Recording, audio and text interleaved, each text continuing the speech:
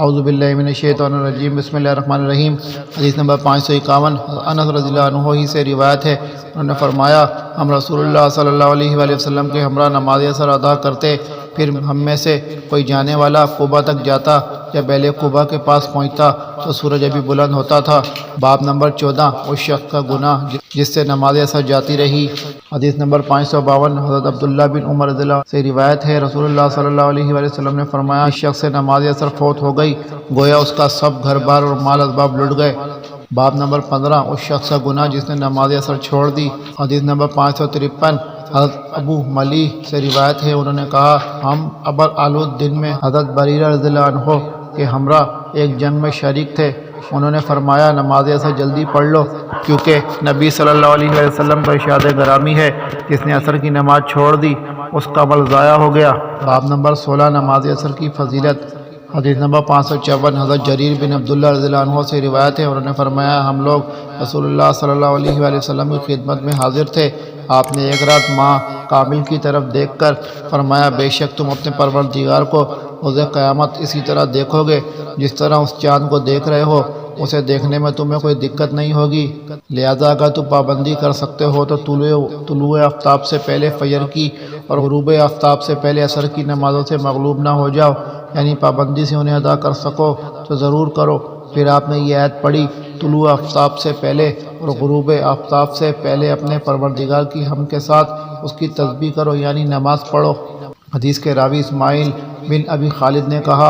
افعلوا کا مطلب یہ ہے کہ مذکورہ نمازیں تم سے فوت نہ ہو جائیں، انہیں ضرور پڑھا کرو۔ فائدہ نماز فجر اور عصر کے متعلق خصوصی تاکید کی وجہ جہاں ان نمازوں کی دیگر خصوصیات ہیں وہاں یہ بھی ہے کہ ان میں فجر کی نماز اس وقت ادا کی جاتی ہے جب انسان کو نیند بہت پیاری ہوتی ہے، اور نماز عصر کے وقت انسان اپنے کاروبار اور کام کاج میں مصروف ہوتا ہے۔ چنانچہ ان اسباب کے باوجود اگر کوئی ان نمازوں میں خصوصی توجہ دیتا ہے تو دیگر نمازوں کی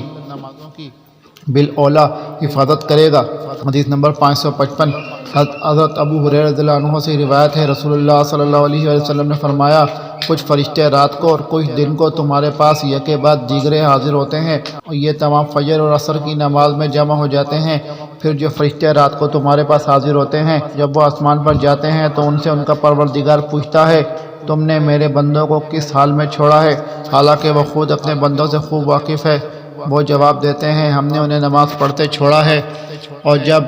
ہم ان کے پاس پہنچے تھے تب بھی وہ نماز پڑھ رہے تھے۔ باب نمبر 17، جس نے غروب آفتاب سے پہلے عصر کی نماز ایک رکعت پالی۔ حدیث نمبر 556، حضرت ابو ہریرہ رضی اللہ عنہ سے روایت ہے، انہوں نے کہا رسول اللہ صلی اللہ علیہ وآلہ وسلم نے فرمایا جب تم میں سے کوئی غروب آفتاب سے پہلے عصر کی ایک رکعت پالے تو اپنی نماز کو پورا کر لے، اور جو شخص طلوع آفتاب سے پہلے فجر کی ایک رکعت پالے تو وہ اپنی نماز کو پورا کرے۔ فائدہ شاہ ولی اللہ محدث دہلوی شرح تراجم بخاری میں لکھتے ہیں اس حدیث سے امام بخاری کا رحمہ اللہ مقصود یہ ہے کہ اگر غروب آفتاب سے پہلے ایک رکعت بھی مل گئی خواہ باقی رکعت غروب کے بعد پڑھی گئی ہوں تو بھی نماز ہو گئی، اسے قضا ادا کرنے کی ضرورت نہیں۔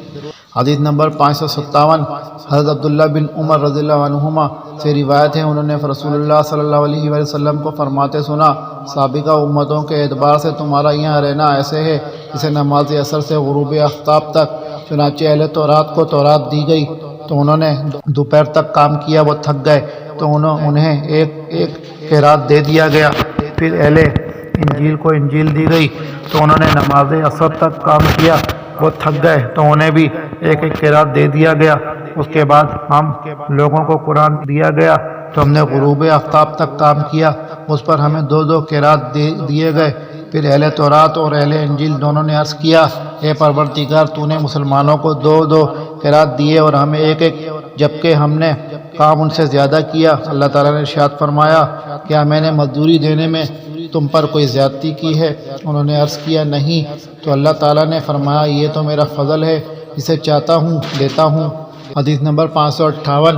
حضرت ابو موسیٰ اشعری رضی اللہ عنہ سے روایت ہے، وہ نبی صلی اللہ علیہ وآلہ وسلم سے بیان کرتے ہیں مسلمانوں، یہودیوں اور عیسائیوں کی مثال اس آدمی جیسی ہے جس نے کچھ لوگوں کو مزدوری پر رکھا کہ وہ رات تک کام کریں، انہوں نے دوپہر تک کام کیا اور کہنے لگے ہمیں تیری مزدوری کی ضرورت نہیں، چنانچہ اس آدمی نے کچھ اور لوگوں کو مزدوری پر رکھا اور کہا تم دن کا بقیہ وقت کام کرو، تمہیں وہی مزدوری ملے گی جو میں نے طے کی تھی۔ انہوں نے کام کیا، حتیٰ کہ جب نماز عصر کا وقت ہوا تو کہنے لگے تیرا کام تجھے مبارک ہو،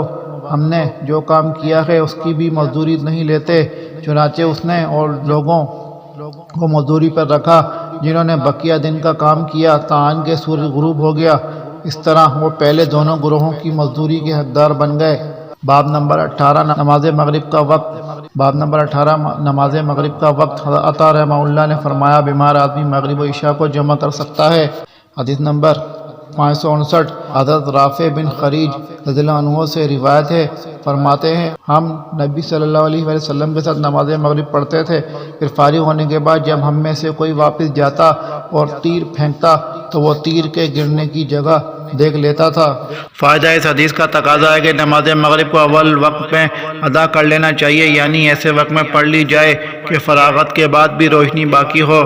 حدیث نمبر 560 حضرت محمد بن عمر سے روایت ہے، انہوں نے کہا جب حجاج بن یوسف مدینے آیا اور نمازوں میں تاخیر کرنے لگا تو ہم نے حضرت جابر بن عبداللہ رضی اللہ عنہما سے اس کی بابت دریافت کیا۔ انہوں نے فرمایا نبی صلی اللہ علیہ وسلم نماز ظہر عین دوپہر کے وقت پڑھتے تھے اور نماز عصر ایسے وقت میں ادا کرتے کہ آفتاب صاف ہوتا تھا، اور نماز مغرب اس وقت پڑھتے جب آفتاب غروب ہو جاتا، اور عشاء کی نماز کبھی کسی وقت یعنی جب آپ دیکھتے کہ لوگ جمع ہو گئے ہیں تو جلدی پڑھ لیتے، اور جب آپ دیکھتے کہ انہوں نے آنے میں دیر کی ہے تو نماز کو مؤخر کر دیتے۔ اور صبح کی نماز صحابہ کرام یا نبی صلی اللہ علیہ وسلم اندھیرے میں پڑھتے تھے۔